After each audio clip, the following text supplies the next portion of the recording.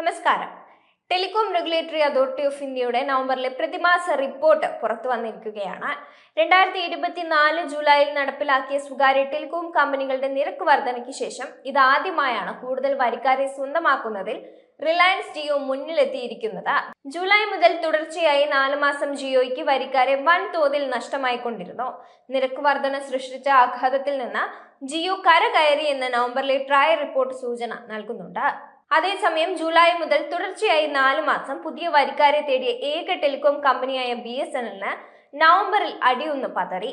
3 മാസത്തെ തുടർച്ചയായ തിരിച്ചടികൾക്ക് ശേഷം ഒക്ടോബറിൽ ചെറിയ മുന്നേറ്റം കാഴ്ചവെച്ച എയർടെലിനും നവംബറിൽ തിരിച്ചടി നേരിട്ടു എന്ന് ട്രൈയുടെ കണക്കുകൾ പറയുന്നുണ്ട്. ഇന്ത്യയിലെ വയർലെസ് ടെലികോം ഉപയോക്താക്കളുടെ എണ്ണത്തിലും ചെറിയ ഇടിവുണ്ടായിട്ടുണ്ട്. 2024 ഒക്ടോബർ അവസാനം 1150.42 ദശലക്ഷം വയർലെസ് വരിക്കാർ ഉണ്ടായിരുന്നു. 2024 നവംബർ അവസാനം എത്തിയപ്പോഴേക്കും വയർലെസ് വരിക്കാരുടെ എണ്ണം 1148.65 ദശലക്ഷമായി കുറഞ്ഞു. അതായത് 0.15% പ്രതിമാസ ഇടിവ് നിരക്ക് രേഖപ്പെടുത്തിയിരിക്കുന്നു. നിരക്ക് വർധനയ്ക്ക് ശേഷം ഒക്ടോബർ വരെയുള്ള 4 മാസം കൊണ്ട് ജിയോയ്ക്ക് ഏതാണ്ട് 1 കോടിക്ക് മുകളിൽ വരിക്കാരെ നഷ്ടമായിരുന്നു.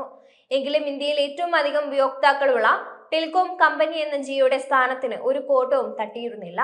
ഇപ്പോൾ ജിയോ പൂർവാധികം ശക്തിയോടെ തിരിച്ചു വന്നിരിക്കുകയാണ്.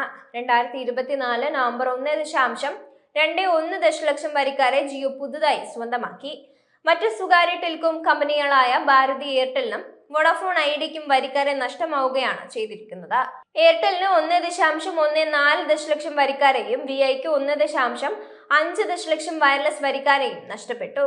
ഒക്ടോബർ വരെ മുന്നേറ്റം കാഴ്ചവെച്ച പൊതുമേഖലാ ടെലികോം കമ്പനിയായ BSNLന് 34,04,473 വയർലെസ് വരിക്കാരെ നവംബറിൽ നഷ്ടപ്പെട്ടു.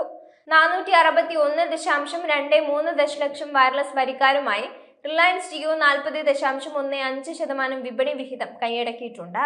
384.27 ദശലക്ഷം വയർലെസ് വരിക്കാരുടെ എയർടെൽ 33.45% വിപണി വിഹിതവും 208.98 ദശലക്ഷം വയർലെസ് വരിക്കാരുമായി വോഡഫോൺ ഐഡിയ 18.19% വിപണി വിഹിതവും കൈയാളുന്നുണ്ട്. 92.05 ദശലക്ഷം വയർലെസ് വരിക്കാരാണ് BSNLനുള്ളത്.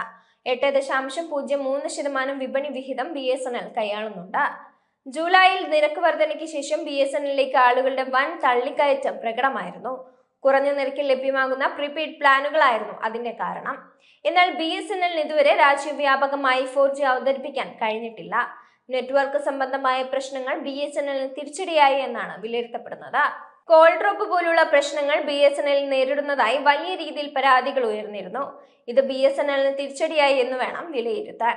നിലവിൽ BSNL 4G വ്യാപനം പുരോഗമിക്കുന്നതേയുള്ളൂ. ഈ വർഷം ജൂൺ എത്തുമ്പോഴേക്ക് 1 വർഷം സൈറ്റുകളിൽ 4G എത്തിക്കാനാണ് BSNL പ്രതീക്ഷിക്കുന്നത്. 4G അവതരിപ്പിച്ചതിന് പിന്നാലെ 5G അവതരിപ്പിക്കാനുള്ള നീക്കങ്ങളും BSNL നടത്തുന്നുണ്ട്.